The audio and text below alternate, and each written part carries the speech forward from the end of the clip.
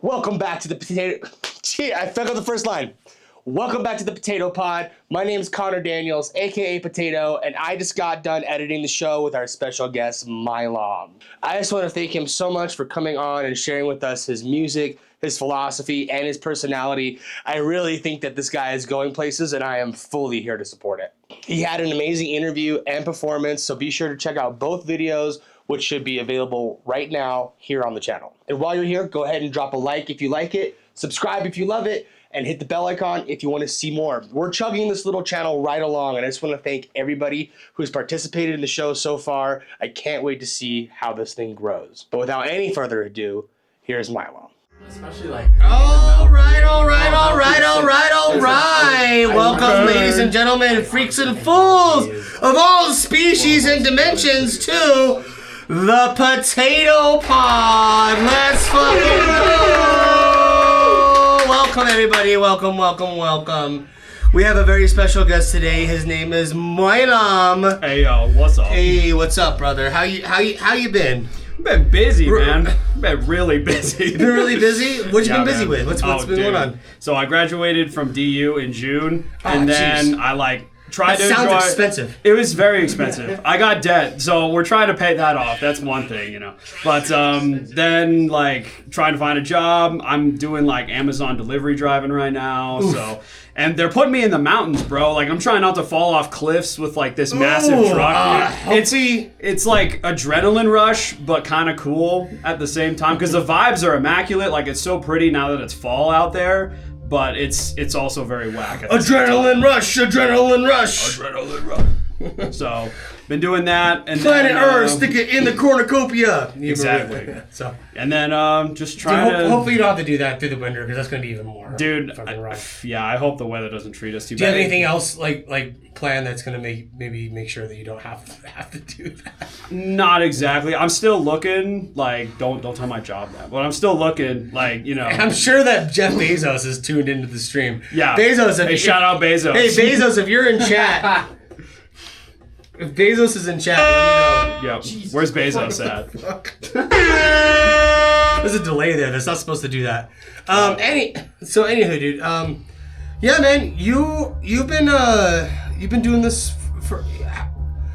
So your oldest update or your oldest upload on SoundCloud is a year ago. So that's when you first started actually uploading your own tracks. But how long have you been doing the Moylom brand? The Moylom brand, pretty much seriously, I've only been doing it for about maybe 4 years tops. 4 years? Yeah. So a lot of it was conceptualizing. I started DJing in 2019, right out of high school, because I saw Virtual Riot DJing online on YouTube, and I was like, hey, I want to do that. So I ordered a DDJ 400, which I still have, and it still works. Baby. Crazy, yeah, baby. Right? Goated controller. But anyways,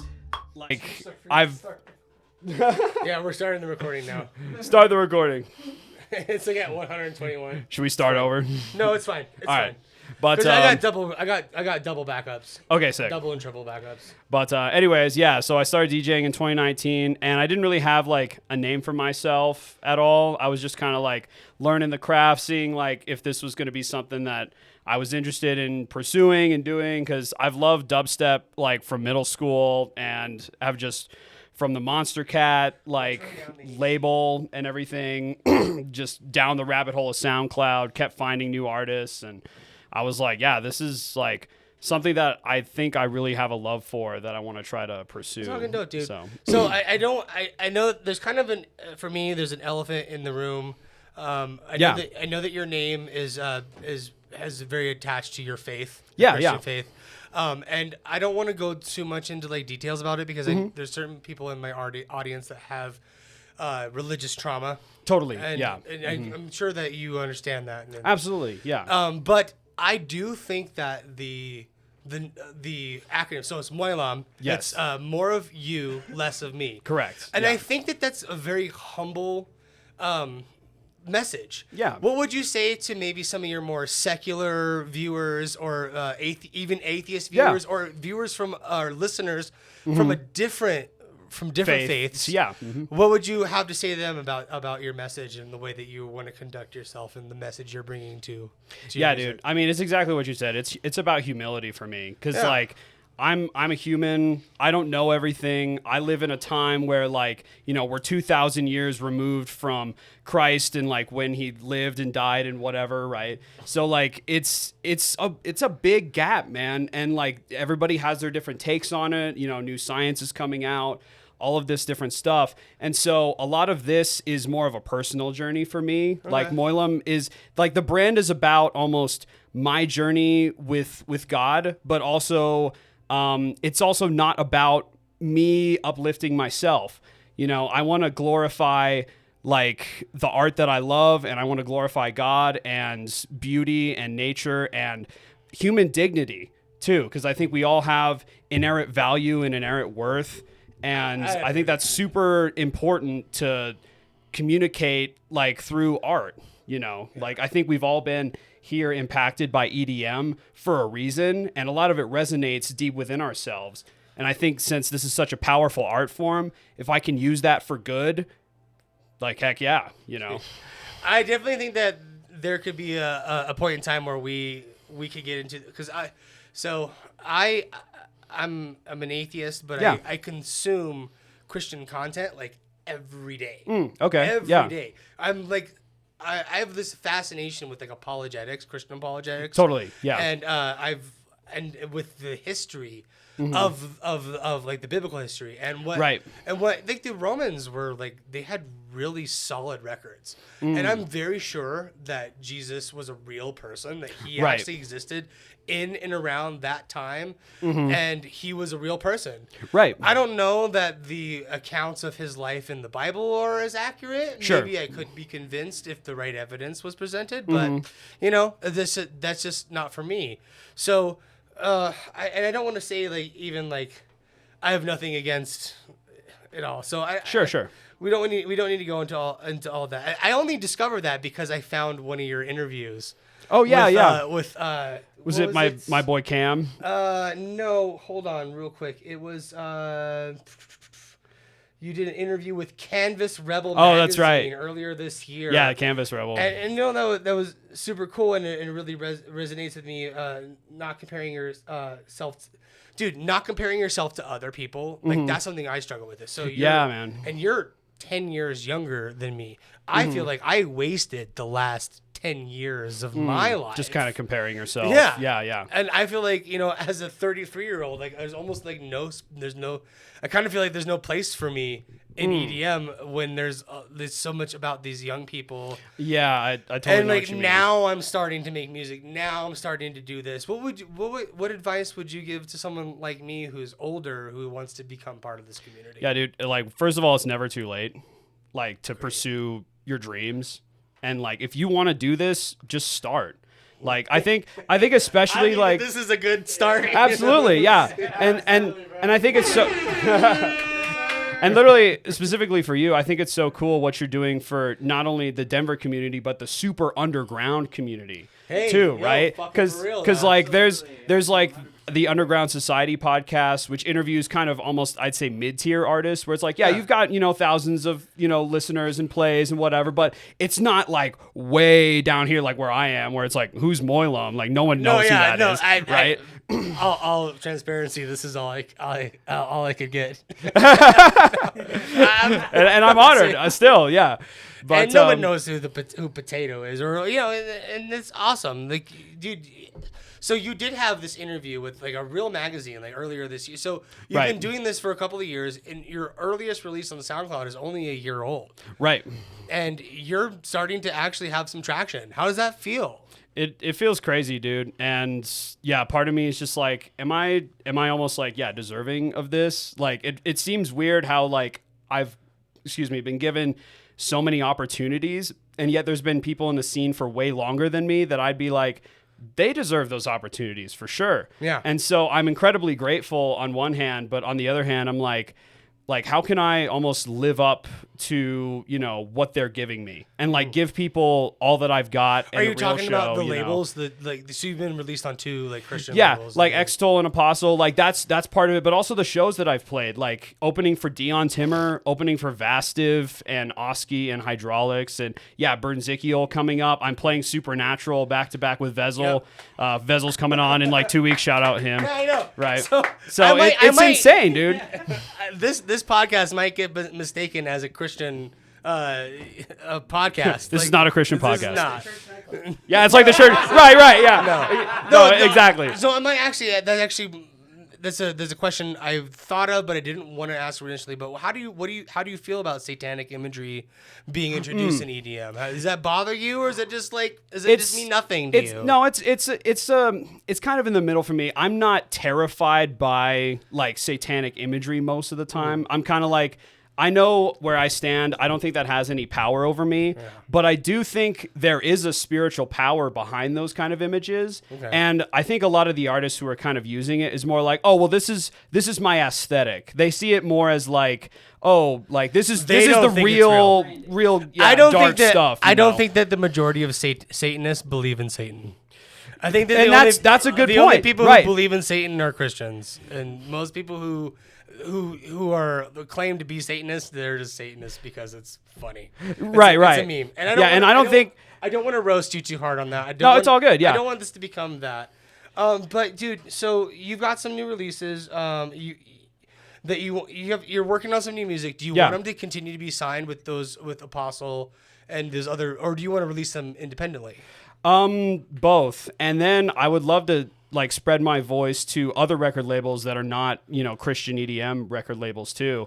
I know like Ace Aura is a good example. Like he's released on everywhere. And he's still a professing Christian who's rocking it in this scene.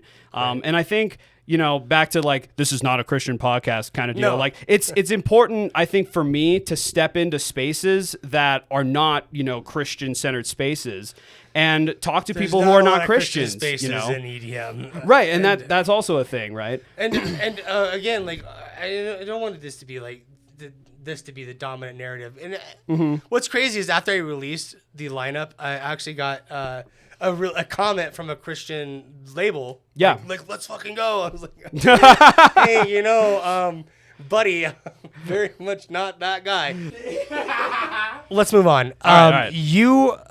I've had a lot of people from the Springs come on this podcast, which is kind of crazy. Now I'm accidentally having a lot of Christians. I'm having a lot of people from the Springs. Were you born in the Springs? No, I was born in Vegas. You're born in Las Vegas, Nevada. That's wild. Yeah, Actually. I was born into sin, bro. Like I was born into Sin City. Right.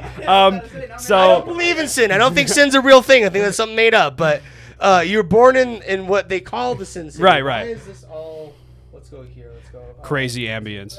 Yeah, the bass. The beginning. Deep ambience right there. But so I was born in Vegas, but we moved my family and I to the Springs when I was about 3. So I'm pretty much a native because I grew up there. I would say you're a native. Yeah, As a 4th generation native, I would classify you as a native. Epic. We got the approval, guys.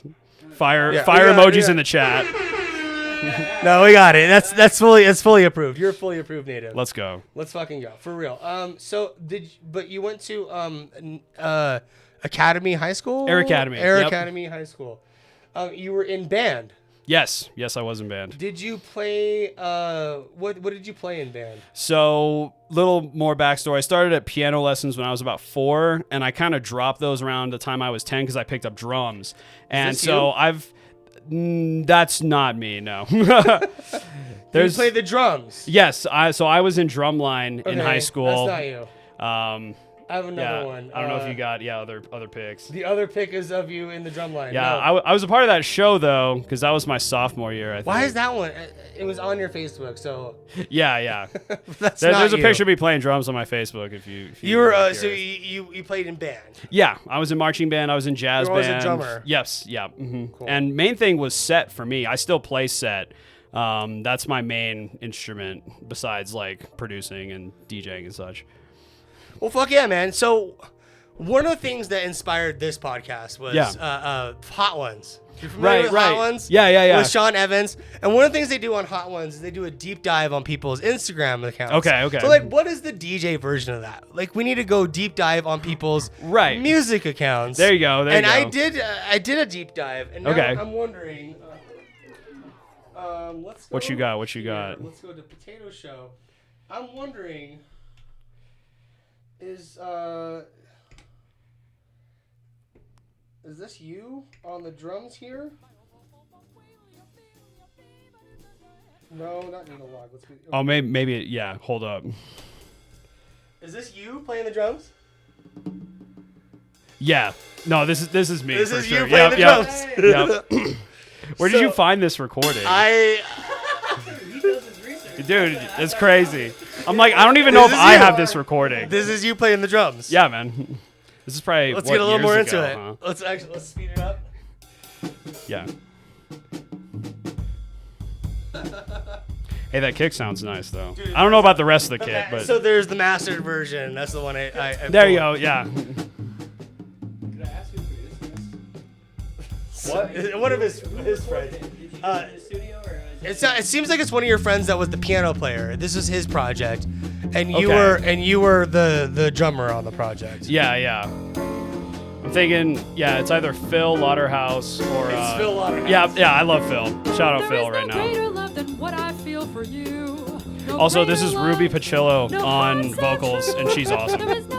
Yeah, these are some DU cats that I, have played with. This is a They're deep awesome. ass cut. Yeah, Right? this is awesome, dude. I've got another one. Shout out Jazz. So no, because I'm a huge jazz musician. That's jazz is one of the biggest influences on my music. I want to make like symphonic bass music, where I'm using elements from like film cinematic music, Totally. and then jazz to make transitions between the bass drops, and then these big epic cinematic pieces where there's cool key changes, where there's like chromatic movement, or there's non-diatonic movement. Yes. But yeah, dude. That's awesome. This is our guest as a drummer. Jazz on. Right. Yeah. And we're playing it on the decks. Yeah. And we're playing it on the decks. Jazz on the decks. Yeah, jazz Can on you the imagine decks. if you DJ'd a jazz set for an hour? Oh, that would be sick. That'd be insane. That would be so sick. Right? Yeah, right?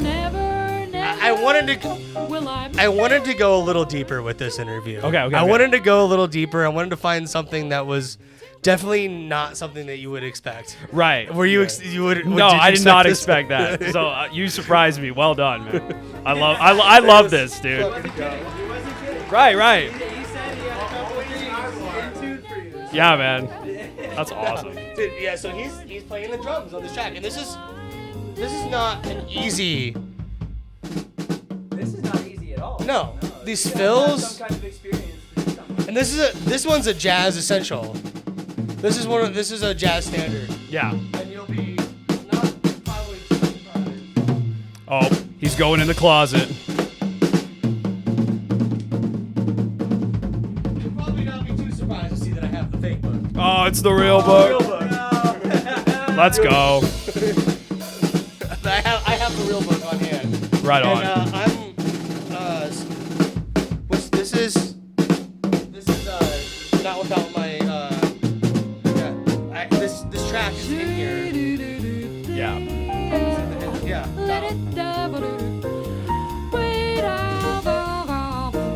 So, ladies and gentlemen, we have a sleeper jazz player in our midst. Let's go. And I've come to infiltrate the dubstep scene now that with I've jazz standards. Now that I've thoroughly. With jazz theory. Yeah. All right. All right. Well, ladies and gentlemen, now that I've thoroughly embarrassed my guest, Let's go. we're gonna take a quick break. But when we come back, he's gonna throw down his new music. He's got some surprises in the store for us. That's right. Some good original shits. Some jazz. Some jazz, dude. If you throw some jazz down in the middle, I will literally come. We'll see. I'm gonna come. But we're gonna take a quick break. thank you guys so much for joining us. That was How many one of viewers we got? We got 6 viewers. Crazy. We got Ralph Lemon scene. Ralph Lemon says erectile dysfunction jazz. New subgenre just dropped. ED jazz, yeah. ED jazz. So that just dropped. ED Jazz instead of EDC. Right. EDJ. I think you meant EDM. All right, you guys. Thank you so much for Crazy. being here. We'll be right back Jazz Fest. ED Right with back. Moylom. Don't touch that dial. On the decks. Don't miss it.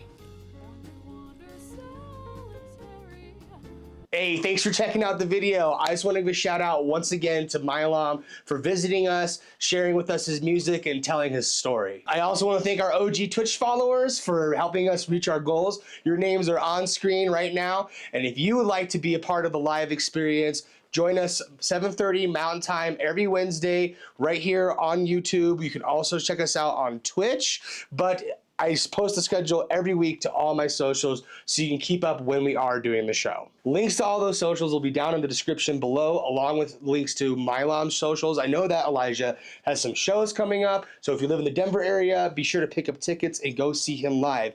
And while you're here, if you like the show, like it. If you love the show, subscribe. And hit the bell icon if you want to see more. And I will catch you on the next one.